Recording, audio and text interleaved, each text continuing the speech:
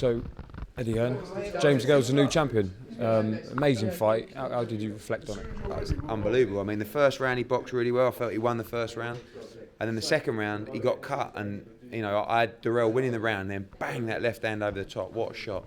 That was unbelievable. And from there, won the next. I think won the third round, and then I think probably even won the fourth. And just from like 5 or 6 for 4 rounds, just started to coast a little bit.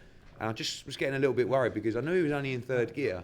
But because we're in America, I was thinking, please don't throw it. Because it's one of them where if you get a bad decision, you look back and you go, why didn't I just do more in those rounds? And then I thought in 10, 11, 12, particularly the 12th, he came back and I thought I had him by 2 rounds.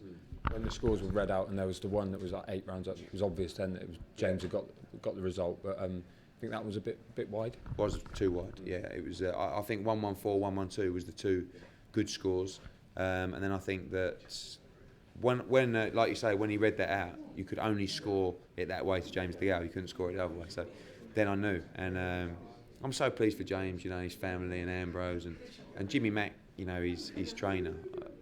You see what it means to them too. It's very. Always great to see when 2 people got a bond like that. Jim boxed himself 2 world titles. He was a hero of mine. He used to stay at his house for the Zuma Nelson camp, and it won't sink in. We've had this before with Kel and Darren, and I've seen it with the fighters, and it don't really sink in till they get back to the hotel room or wake up in the morning, and just the next couple of days. When he gets back to England, the reception's going to be unbelievable. He'll be at Wembley on Saturday. He'll be at the O2 show on Saturday night, parading his belt.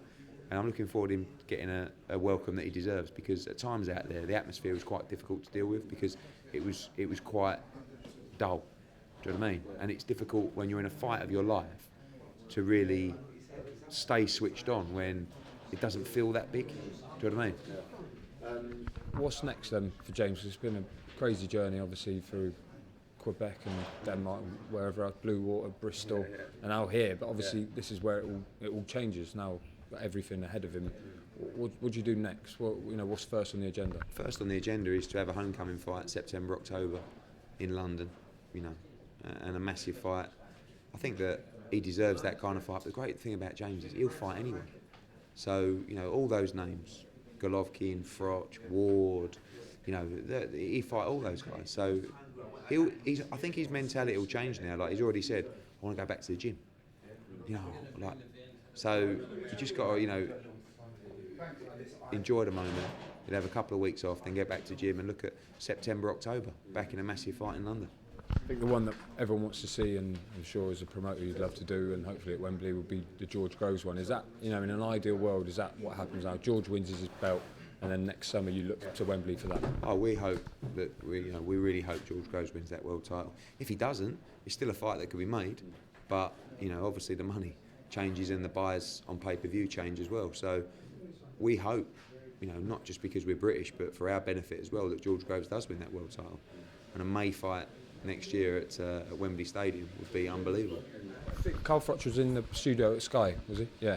Do you think he might have watched that tonight and thought, I want a bit of this. This could be a huge fight for me, and might be motivated to do it? That's the big word with Carl Froch, isn't it? Motivation. Yeah, well, it's a much bigger fight than it was, when he turned it down. So at the end of the day, if Carl fights again, he wants a fight that's going to, get him up for it. And I think James DeGale now has proved his worth as a world-class fighter, and we know how big domestic fights are. So Froch DeGale is a big fight. I'll happily make that tomorrow. He does like the idea of fighting Golovkin, but he might not even fight again. So, but if he does, now it gives him another option for sure. Golovkin against Froch has been kind of mooted a lot, but over here people are now talking about James DeGale against Golovkin. I mean, is that something that you'll explore as well? Yeah, I mean, he'll fight Golovkin, no problem. I think Carl's, looking at the fights out there for him, and I think Golovkin is a big fight, but he's already texted me to say congratulations, and I'm sure that fight is now bigger. But James is the champ now, and Carl Froch would be the challenger. So that always throws up a lot of difficulties in itself. So I think more realistically, it will be a defence in September, October against a big name in London, and then move on to the likes of Ward and Golovkin and Froch, February, March next year, and then move on to hopefully a Wembley fight, fingers crossed, against George Groves.